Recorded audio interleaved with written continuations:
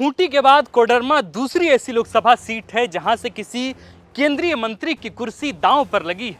उस मंत्री का नाम है अन्नपूर्णा देवी, जिनके विरोध में कोडरमा से खड़े थे माले विधायक विनोद सिंह। लेकिन क्या खूंटी सीट की ही तरह कोडरमा में भी केंद्रीय मंत्री अपनी सीट हार रही हैं? क्या मोदी मंत्रिमंडल की एक और केंद्रीय राज्य मंत्री की हार होने वाली है? क्योंकि इस बात की चर्चा तो पूरे कोडरमा में हो रही है कि जिस तरह का टक्कर इंडी गठबंधन के प्रत्याशी विनोद सिंह ने यहां दिया है और अन्नपूर्णा देवी जिस तरह से पूरे चुनाव में बैकफुट पर रही हैं, उन्हें जीतना विरोध का सामना करना पड़ा है। लोग मानने लगे थे कि इस बार केंद्रीय मंत्री के लिए कोडरमा फतह कर पाना नामुमकिन सा होगा। हो भी क्यों ना, हर वर्ग में उन्हें लेकर भारी नाराजगी थी। पूरे 5 साल क्षेत्र में उनकी अनुपस्थिति रही और चुनाव के दौरान भी उनके पास कोई मुद्दा नहीं था।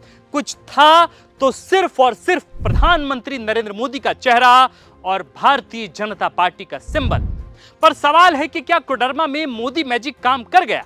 क्या भाजपा के सिंबल ने कोडरमा में अन्नपूर्णा देवी को जीत दिला दी है, या फिर 3 तारा को मिली है इस बार कोडरमा से सफलता और विनोद सिंह विधायकी के बाद अब सांसदी का चुनाव जीतकर पहुंच रहे हैं संसद? इन सभी सवालों का बहुत स्पष्ट और ठोस जवाब हमारे पास है, क्योंकि हम बताने जा रहे हैं कि कोडरमा का संभावित परिणाम आपके आकलन और जमीनी जानकारी के आधार पर क्या होने वाला है। हम यह भी बताएंगे कि आखिर वो कौन से मुद्दे रहे जिनकी वजह से कोडरमा में जीत या हार की स्थिति बन रही है। तो चलिए फिर शुरू करते हैं परिणाम के पूर्व का परिणाम का विश्लेषण और बताते हैं आपको कि कोडरमा में किसके सिर पर सजेगा ताज, विजेता का ताज। नमस्कार, जोहार, मेरा नाम है आकाश आनंद और आप देखना शुरू कर चुके हैं झारखंड में पहली बार परिणाम के विश्लेषण का एक्सक्लूसिव कार्यक्रम, जिसका नाम है चुनावी पूर्वानुमान।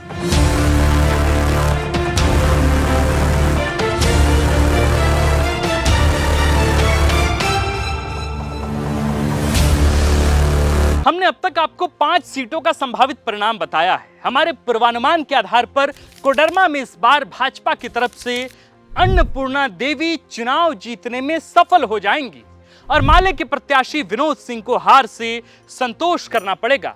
यानी कि दूसरे चरण की तीनों सीट भाजपा में जाती हुई स्पष्ट दिखाई दे रही है।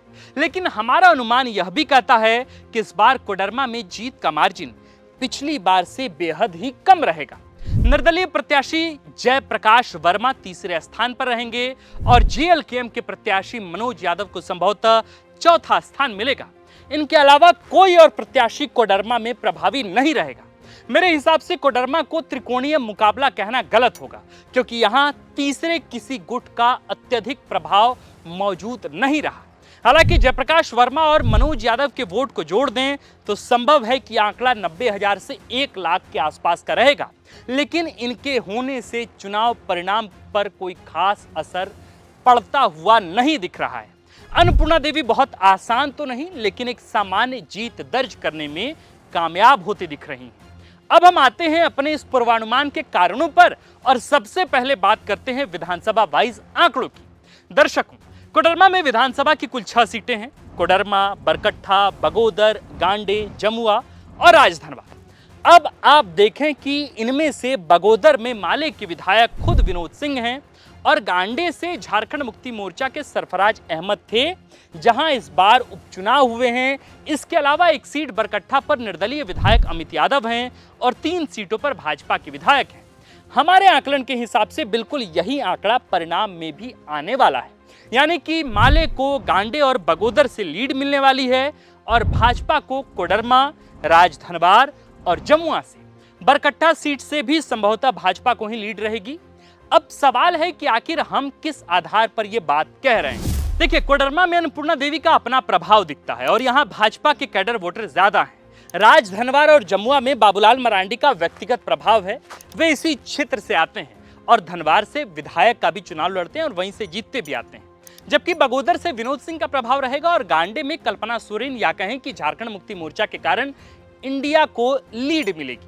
बरकट्ठा के विधायक ने भाजपा को अपना घोषित समर्थन दिया था, ऐसा कहा जा रहा है, जिस कारण यहां से भाजपा को काफी फायदा मिलने की संभावना है। अब हम इसी आंकड़े में जातीय समीकरण को फिट करने का प्रयास करते हैं। देखिए, पहले बात यादवों की, जिनकी संख्या यहां 17% के साथ सबसे अधिक है।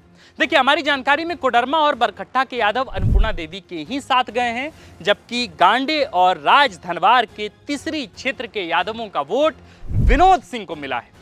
तीसरी के क्षेत्र में ही तेजस्वी यादव की सभा हुई थी, बड़ी सभा थी, भव्य सभा थी, जिसका एक असर संभवतः देखने को मिल सकता है। कुछ यादव वोट मनोज यादव को भी मिले हैं। रही बात वर्मा यानी कुशवाहा वोटों की, तो निश्चित तौर पर यहां राजधनवार और गांडे क्षेत्र के कुशवाहा मतदाताओं ने जयप्रकाश वर्मा को वोट दिया है।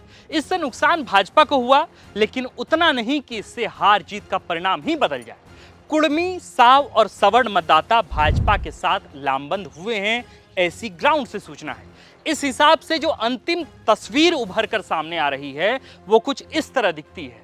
बरकट्टा और कोडरमा से अन्नपूर्णा देवी को बड़ी लीड रहेगी, राजधनवार से भी अच्छी लीड भाजपा को मजबूती देगी।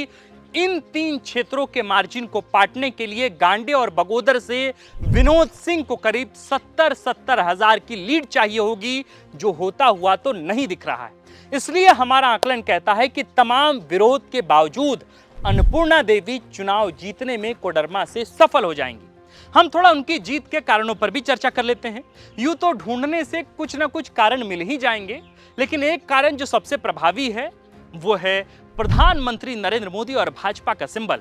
जैसा कि मैंने शुरुआत में आपसे कहा, इसलिए यह कहना गलत नहीं होगा कि यहां से अन्नपूर्णा देवी नहीं, भाजपा जीत रही है, भाजपा का संगठन जीत रहा है, नरेंद्र मोदी का चेहरा जीत रहा है। अगर मैं स्पष्टता कहूं तो प्रधानमंत्री नरेंद्र मोदी ने ही कहा था कि वे ही यहां से पीएम हैं और वे ही यहां से एमपी भी। हालांकि ये तो बहुत बड़ा वेग स्टेटमेंट है, लेकिन इसके बावजूद उनका ये स्टेटमेंट बड़ा चर्चा में रहा। हमारे आकलन के हिसाब से कोडरमा में इस बार का मार्जिन 1 लाख का आंकड़ा पार नहीं कर पाएगा, या इसी के इर्द गिर्द आसपास रहेगा। इस लिहाज से भाजपा को यहां वोट प्रतिशत के लिहाज से बहुत बड़ा लॉस होगा, भले ही वे सीट निकाल पाने में कामयाब क्यों ना हो जाए। कोडरमा के अलावा हमने अन्य सीटों के परिणामों का पूर्वानुमान लगाया है। आप चाहें तो जाकर उन सभी वीडियोस को देख सकते हैं। हम ये पूर्वानुमान आपके अपने पत्रकार के अनुभव, जातीय आंकड़े और बूथ स्तर के इनपुट के आधार पर कर रहे हैं, जिनमें कुछ गड़बड़ियों की, जिनमें कुछ आंकड़ों के हेराफेरी की संभावनाएं हो सकती हैं। 100% एक्यूरेसी के साथ मामला कभी फिट नहीं हो सकता। दर्शकों, चुनाव परिणाम में बहुत कम समय बचा है और हम उससे पहले सभी सीटों पर अपना पूर्वानुमान बताने का भरसक प्रयास कर रहे हैं। इस कड़ी में हमने आज कोडरमा पर अपना पूर्वानुमान बताया है। आपको हमारा यह प्रयास कैसा लगा? आपको लगा कि हमने तार्किक बातचीत की है, फैक्चुअल बातचीत की है, तथ्यों आंकड़ों के मार्फत बातचीत की है? तो आप इस वीडियो को अन्य लोगों तक शेयर जरूर करें। देखिए, हमारी टीम बहुत विस्तृत नहीं है, बहुत बड़ी नहीं है। हम लोग बहुत सीमित संसाधनों में काम कर रहे हैं। द फोर्थ पिलर के तमाम दर्शक जानते हैं कि द फोर्थ पिलर की टीम बहुत बड़ी नहीं है। हमारे पास अकूत संसाधन नहीं है कि हम झारखंड की 14 लोकसभा सीटों का पूर्वानुमान बहुत कम समय में कर पाएं। हालांकि बीते 3 महीनों से हम ग्राउंड पर रहे, झारखंड की 14 लोकसभा सीट पर हमने भरसक कोशिश की पहुंचने की। उनमें से लगभग 1 से 2 सीट हमसे छूटी, समय के अभाव में, बहुत बड़ी टीम ना होने के कारण।